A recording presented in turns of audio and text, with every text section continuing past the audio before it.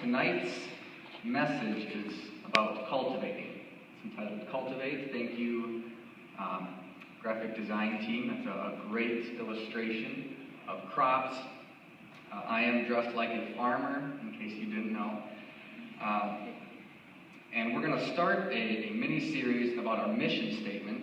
And our mission statement is up on the screen here. And our mission statement is to partner with God to cultivate lifelong, life-change disciples of Jesus. And we have a verse to go along with that. Can the reading roll please read 1 Corinthians 3, 7 to 9, just to hear it out loud.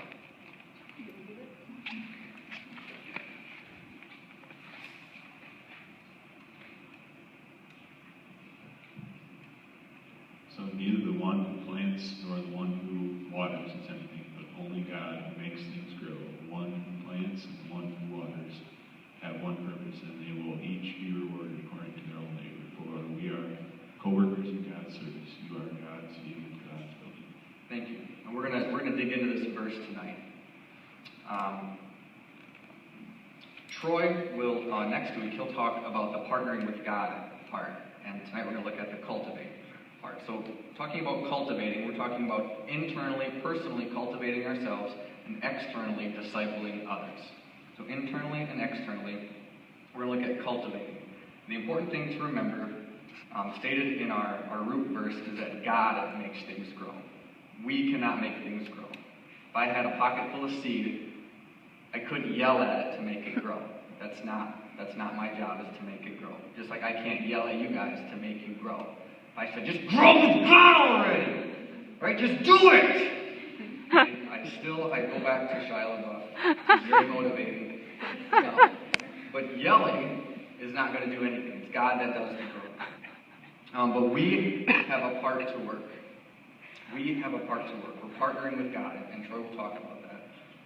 But our part is to cultivate, plant, water, and to help grow, while God does the heavy lifting of the growing. So I want to break it down into some questions, who, what, when, why, where, how, things like that. First thing we'll look at is what is cultivating, right? It's stated in our mission statement, what is cultivating? One, it's to prepare and use for raising crops, hence the farmer outfit. Two is to foster growth of, and that's what we really want to focus on, is to foster growth, to help grow. And then three is to improve by labor, care, or study. And we're really going to look at spiritually, we want to encourage growth in a relationship with Jesus. That is stated clearly in our mission statement. That's what we want to be about. So, let's pretend that you guys, after hearing this message, you all of a sudden want to become farmers. I don't know what I said to you guys tonight, but you guys are all gung-ho for being farmers. You phone home, you say, Mom and Dad, I want to be a farmer. I don't forget school. I'll take all my school loans, I'll transfer them to farm loans. I want to be a farmer. So Mom and Dad say, okay, we support you, we love you. We'll help you out. We'll buy you a field. We're going to buy you a field. Now, Mom and Dad buy you a field, but your field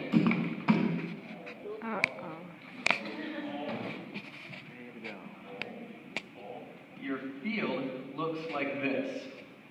It's overgrown. It looks like grass and some flowers. And now that your occupation is farming, you need to grow crops to make money so you can eat. So you could take your seed and just throw it in the field and hope it grows, right? You could do that, or you could take your 8300T tractor, right? You take this boy, and you can hook it up to your Mulchmaster cultivator, right? Let's see, it's got this is supposed to be metal. This dig in the ground, they work up the weeds, they work up the ground. So they make your ground look like this. Oh, isn't that pretty? Again, no weeds, no flowers, it's all ready for your seed. So, you're done with this. Now, you take your other tractor, because you're a farmer and you have multiple tractors. You take your other tractor and you hook it to your planter. This is your planter. You put the seed in these things and you pull it along the ground and it puts the seed in the ground. And you've got this, and you plant your field, and it's in rows. They're nice straight lines, so you can harvest it easy, nice straight lines. So then your field looks like this. See, there's your rows. Oh man, you're just rubbing your hands together. That's all money. That's not crops, that's money. That's money growing right there. That's all going to be good stuff. It's going to be great. I'm going to eat some. I'm going to take some to market. But something happens. Some other stuff happens to grow in with your crops. I got two pictures here. You can kind of see the rows a little bit, but there's a lot of green in between it. And this one is really hard to tell because there's so much overgrowth. So what do you do with those weeds in the crops? You just let them grow there? Well, it's going to hurt your money crop. So, because you only have two and you're just starting out, you take your one tractor and you hook it to your row crop cultivator. This is something different, but it still cultivates. So you hook this up, and now you can go between the rows. See if it protects your crops. In here, it's meant to get the bad weeds out, but it still protects your money investment. So you do all that. You do that all summer long. You cultivate in between the rows to protect your crops, and then you get a nice harvest. So you can go to the next picture. You get your harvest. See, there's your combine. You harvest your field. You cash in on your investment. You take it.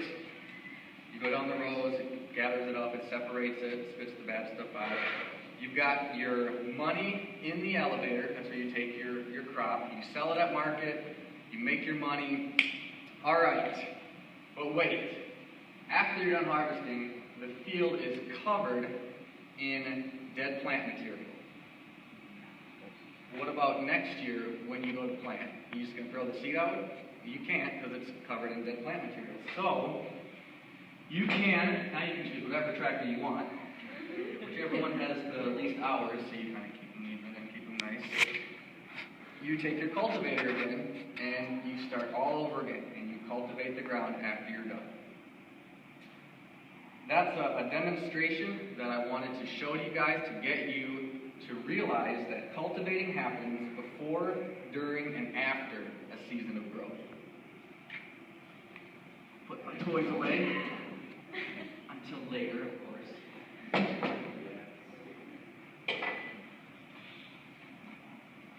But the point that I wanted to show you is that cultivating happens before, during, and after. It's critical. It's very important to cultivate. So why is cultivating so important? I want us to look at the parable of the four soils. Can the reading roll please read Mark 4, 3 through 8?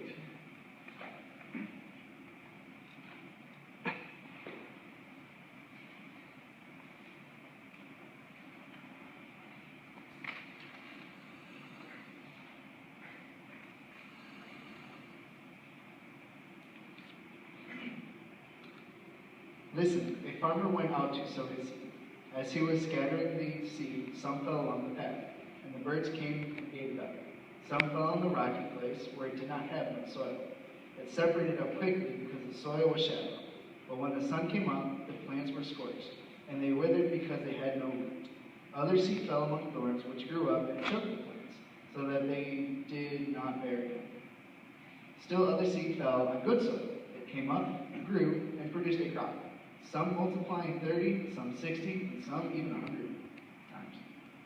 Thank you. Now, it's great. In the following verses, Jesus explains this to his disciples, and I'm going to read that part, and I'm going to break it down. In Mark 4, 14 through 20, Verse 14, Jesus says, "The sower sows the word. And these are the ones among the path, where the word is sown. When they hear, Satan immediately comes and takes away the word that is sown in them." So he's talking about seeds on the path. You guys ever seen a old country road? Right? It might have something growing in between it and on either side, but there's the treads in the middle where the dirt's all worn down. That's the path. It's hard. It hasn't been cultivated. Seeds just fall on there and they lay. They don't have anywhere to germinate. It's hard dirt. The seeds are exposed. In this case, with the path, the ground, it needs to be broken up so the seeds can get inside the ground and germinate. And that's where cultivating would come in handy in that case. Verse 16. "And these are the ones sown on rocky ground, the ones who, when they hear the word, immediately receive it with joy. And they have no root in themselves, but endure for a while. Then, when tribulation or persecution arises on account of the word, immediately fall away." Well, this is the rocky ground. So, cultivating, it digs up the soil, but it also digs up rocks, which you can then remove. My dad's a farmer, and when I was a little kid, I would ride with him, and on the front of the tractor was a little bucket. And whenever he'd see a big rock in the field, he'd stop, and he'd say, "Okay, go get it." So I'd have to get down, and I'd go pick it up, and of course I loved it, because, well, I'm farming like Daddy. I'd pick it up, and I'd throw it in the bucket, and I'd get back in the tractor, and we'd go for a little bit, and we'd talk, and he'd see another big rock laying there. He'd say, "All right, go get that one. You see where it is?" "Yep, I see where it is." I'd go get it, put it in. I'd ride with my dad, and that's what I would do, is I'd pick up the rocks in the field. All those rocks, they break the equipment, the tools that you'd use. Plants would have to grow around them. They were bad for farming, so you remove the rocks. That's what cultivating does. In verse 18, "And others are the ones sown among thorns. They are those who hear the word, but the cares of the world and the deceitfulness of riches and the desires of other things enter in and choke the word, and it proves unfruitful." So like my demonstration showed, the different types of cultivating, the row crop cultivator goes in between the rows and it removes the weeds. You don't do that once in the summer after you plant. You do it about every 2 weeks. You go through and you remove the weeds. It's an active process of continually cultivating to remove the weeds. Another example, my wife this summer, we planted a flower garden, because that's what she wanted, so we did it.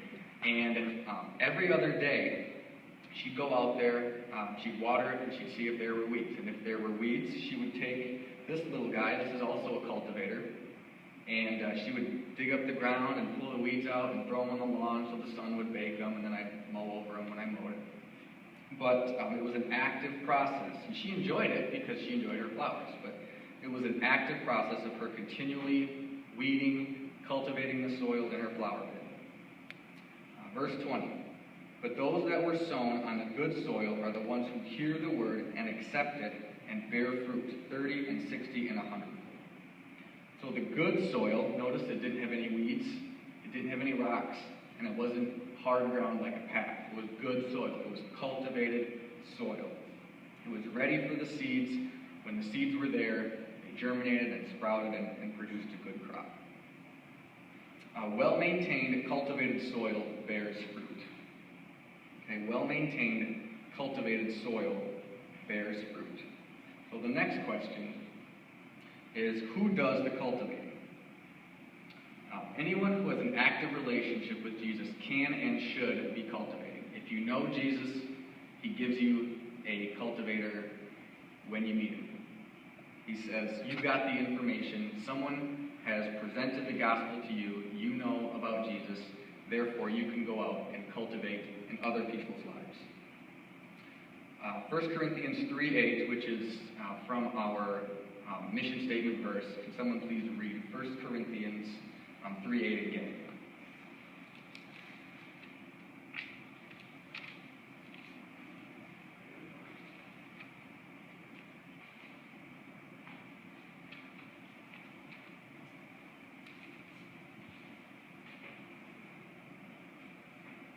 The one who plants and the one who waters have one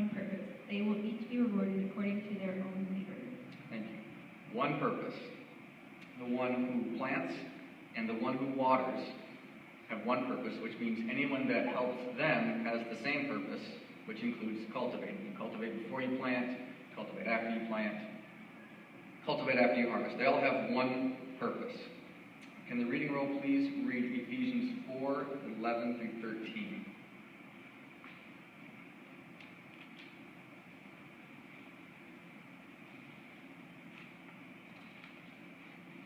And he gave the apostles, the prophets, the evangelists, the shepherds, and teachers to equip the saints for the work of ministry, for building up the body of Christ, until we all attain to the unity of the faith and of the knowledge of the Son of God, to mature manhood, to the measure of the stature of the fullness of Christ.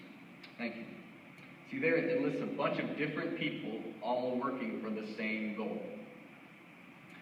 My dad is a farmer, like I mentioned, but he works with 5 other farmers to farm 1,500 acres. You just threw out a number, I don't know what that means. To put that in perspective, SKSU's campus here is 314 acres. So from softball fields to the archway, and from UV to Pine Grove, that's about 314 acres. So 1,500, it's a pretty good size farm. It's not the biggest in the world, but it's not just some land behind your house. It's a good chunk of land, and they need all 5 guys working very hard for the same purpose. Sometimes my dad will work 24-hour days when it's harvest time or when it's planting time to do all the work necessary, and he doesn't always do the same job. Sometimes he drives the track tractor with the planter. Sometimes he'll cultivate. Sometimes he'll go drive a truck. He does whatever needs to be done to work for the same goal. Right? They all want to get the plants in, they all want them cultivated, and they all want them harvested. All for one goal. So at his house, we have the same goal, our mission statement, right? To cultivate lifelong, life-change disciples. We all might be doing different things, we all might do it in a different way, but it's all for the same goal. And we need help cultivating this campus. There's 10,000 students on campus, but there's not 10,000 people in this room. So there's a lot of cultivating to be done. Which brings us to our next question. Who should be cultivated? That's a great question. Everyone should be cultivated into discipleship with Jesus, right? Jesus says, go into the world, every tribe, tongue, and nation. That means everyone. Everyone on planet Earth should be cultivated into a discipleship with him, into a relationship with him. I've got some examples from Scripture here. We're going to look at Acts 8, 26 through 40. It's kind of long, so I'm going to read it. But it's about Philip and the eunuch. And if you've heard this story before, awesome. If you haven't, we're going to dig right in. So starting off, Philip meets a man from Ethiopia. God tells him to go here to this spot and wait for further instructions. So Philip goes there, and he says, now what? And the Spirit says, okay, see that guy? Go talk to him. So verse 30. So Philip ran to him and heard him reading Isaiah the prophet and asked, do you understand what you're reading? And he said, how can I unless someone guides me? And he invited Philip to come and sit with him. Right there, cultivation. He's cultivating a relationship with the man from Ethiopia.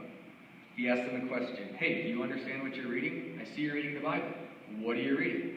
What are you learning? Things like that. He prepares the ground for planting. Verse 35, then Philip opened his mouth and began with this scripture. He told him the good news about Jesus. Right there is the seed. That's the gospel being planted in this man. And then verse 36, and as they were going along the road, they came to some water, and the eunuch said, see, here's water. What prevents me from being baptized? And he commanded the chariot to stop. And they both went down into the water, Philip and the eunuch, and he baptized him. So then Philip completes the gospel message, and he baptizes the man right there. And then we know from the rest of the story that Philip is transported away to a city, and he never sees the guy again, but he did what God asked him to do. He cultivated the soil, and he planted the seed. Another example is from Mark 8:31 through 33. Can the reading roll please read Mark 8:31 through 33?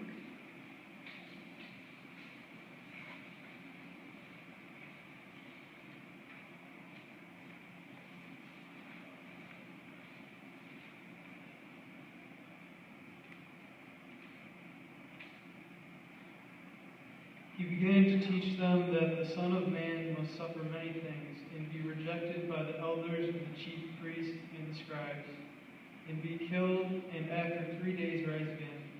He said this openly, and Peter took him and began to rebuke him. But when he had turned around and looked at his disciples, he rebuked Peter, saying, "Get behind me, Satan, for you are not mindful of the things of God, but the things of men." Thank you. So in this case, Jesus is taking his close friend and he's correcting an error in him. Jesus already knew Peter. He already planted a seed for him to be his disciple. But later in life, Peter needed to be rebuked. He needed to be challenged and corrected. And Jesus does that here. Jesus cultivates in Peter's life to remove the weeds of worldly thinking. He says, "Get behind me, Satan. You do not know the plans of God, but merely human concerns." Peter's worried about the world. He's trying to protect Jesus, but he doesn't need to do that. He's worried about worldly things, and Jesus goes in and cultivates him in that instance and corrects his thinking. Number 4, so we learned about the importance and who should be cultivated. So how do you cultivate? You need to know the people around you first. You need to look at your field and know your field. You need to have spiritual conversations, right? You need to talk to people and get to know them. Not just, I know of that person, but know them personally. People are at different stages in their walk with Jesus. They're learning different things. They're struggling with different things, different problems. They're being challenged by different things at different times. You don't know what's in their life until you actually get to know them. It's rare to disciple someone their entire life. You might be the third person to disciple someone, but that's still very important. You can be in their life. You can be cultivating that relationship with Jesus. In my life, I remember my youth director back in grade school. I went to youth, went to church, went to youth. He cultivated a passion in me to minister to guys, to spend time with other guys, have Bible studies with guys, hang out with guys, and to do service projects. We went to so many service projects at my youth group. We went to Florida, we went to Mackinac Island. He saw my energy and my passion for God, and he took that and he cultivated it into growing with God. But then in 8th grade, he moved away.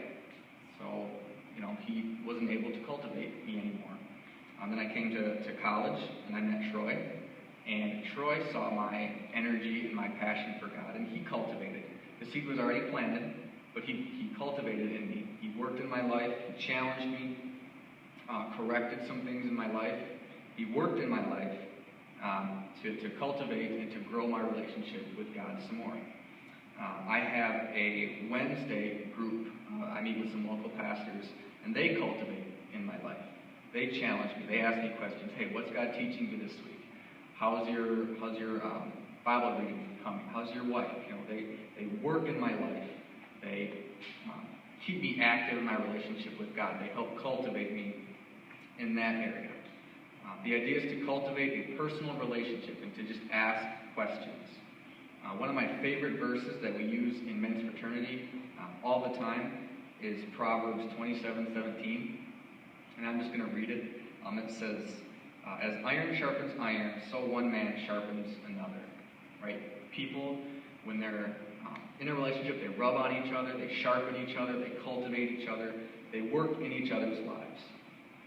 That's the idea there. So the final question that I want to cover is when and where should I cultivate? We looked at how, why it's important. When and where should I cultivate? the answer is whenever and wherever it's needed, right? It's if you see a field that needs cultivating, you go do it. You don't wait for someone else to come by. You need to be active. When you know the people around you, you'll know when and where they need cultivating. And it's different for everyone. It's not a one answer fits all. Something that I'm dealing with might not be the same as what Brian's dealing with. But knowing him, you'll know where he might need encouragement or correction, where he needs cultivating. And that's the idea. Is getting to know them will answer your questions. Has the seed been planted? Right? Do they know Jesus? You meet someone, you talk to them for a little bit, you get to know about them. Okay, so talking to this guy, he talks about his church at home. So he goes to church. Okay, was there an active point in his life when he accepted Jesus? You bring that out in conversation. You ask, okay, yep, so we know the seed's planted and we know he follows Jesus, but he's got a bunch of worries about the world. Okay, so he needs cultivating just between the seeds that were planted. You meet someone, hey, well, I know of him. I went to church, once when I was 5, and then my family never went again. All right, well, here's your opportunity to plant a seed, right? You've got to get to know people to figure out where they are. You got to figure out what type of cultivating do they need. Whether it was the major cultivating before planting or just the stuff in between. How much cultivation? Do you need a tractor hooked up with your giant implement, or do you just need a little hand tool? You just need a little bit here and there. Those are the things you learn when you get to know people. The idea is to challenge, rebuke, correct, and speak truth with love into their life when discipling. You want to encourage and foster growth. Anything that will help them grow closer with God is what you want to encourage. So with all the questions we've asked, we need to be ready to do the dirty work. Okay?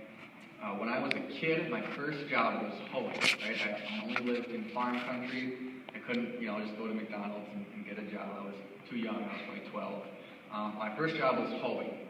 First day, I showed up in my tennis shoes, pair of shorts, t-shirt, and they handed me a hoe and said, all right, there's the field. The main stuff looks like beans. You know what beans look like, right? I said, yeah, I know what beans look like. All right, you know what beans look like? Anything that's not a bean, kill it, because it's weeds. Get it out of there. So I went through. It was my mom and I. She, helped me get my first job. Thanks, Mom. So I went through, and I'd go and I'd hoe. I should grab my hoe. In fact,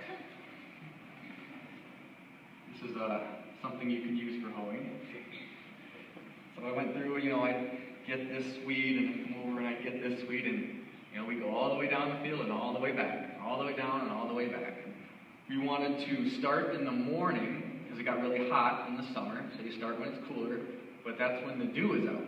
And the bean leaves were pretty big, so I got wet. I got wet from probably here on down, and then my shoes are all wet, and I hate wet shoes, so I took my shoes off.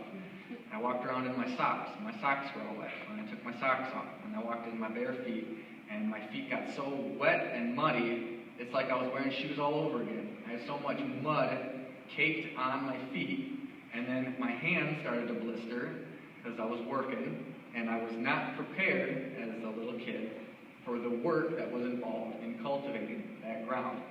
So you need to be prepared, come ready, have the right tools, know how to use the tools, and know what tools you need. Working with people can be hard, it can be messy.